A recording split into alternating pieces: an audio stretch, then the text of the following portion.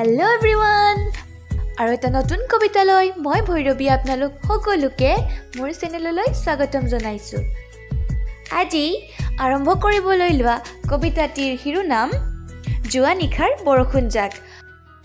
কবিতাটি লিখি পঠাইছে শিৱসাগৰৰ সৃষ্টি গগৈ।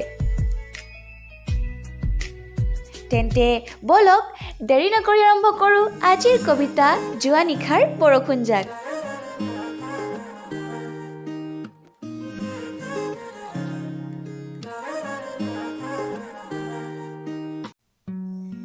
খিৰিকীখন মেলি লৈছোঁ, বিজুলীৰ পোহৰত জিলিকি উঠিছে স্মৃতিবোৰ। গাজনিটোৱেচোন আজি হাত পেলাই গৈছে হৃদয়খন। মনৰ কেনভাছত থকা তোমাৰ ছবিখনকো নচুৱাই গৈছে বতাহজাকে। অব্যক্ত মোৰ অনুভৱবোৰ। আজিৰ পৰা কিছুদিন আগত বৰষুণত তিতি তোমাৰ লগত পতা সেই কথাকেইটালৈ আজি বৰকৈ মনত পৰিছে। কাৰণ এতিয়া বাহিৰত বহুত বৰষুণ।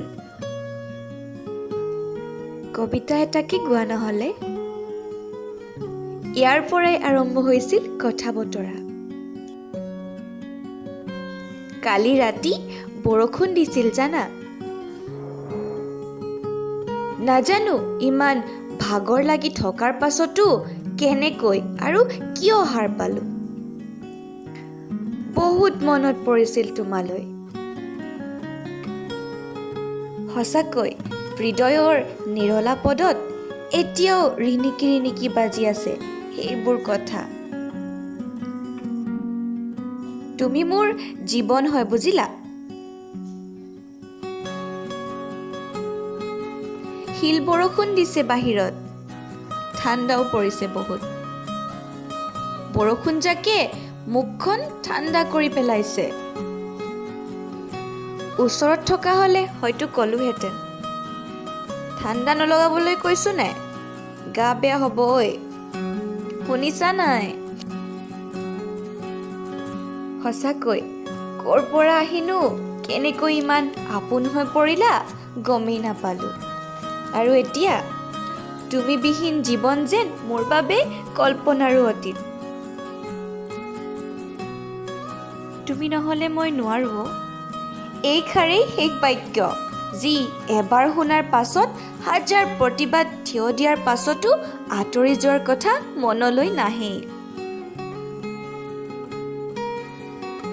অচিনাকিজন বহুত আপোন হৈ গলা।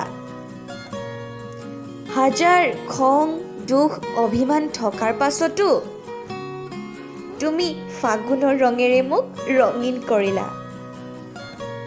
ধন্যবাদ দিব নোৱাৰিম তোমাক, কাৰণ মোৰ জীৱনত তুমি ধন্যবাদতকৈও বহুত ওপৰত। শেষত এটাই আশা, মৰমৰ এই বৰষুণ জাকক সদায় জীয়াই ৰাখিবা।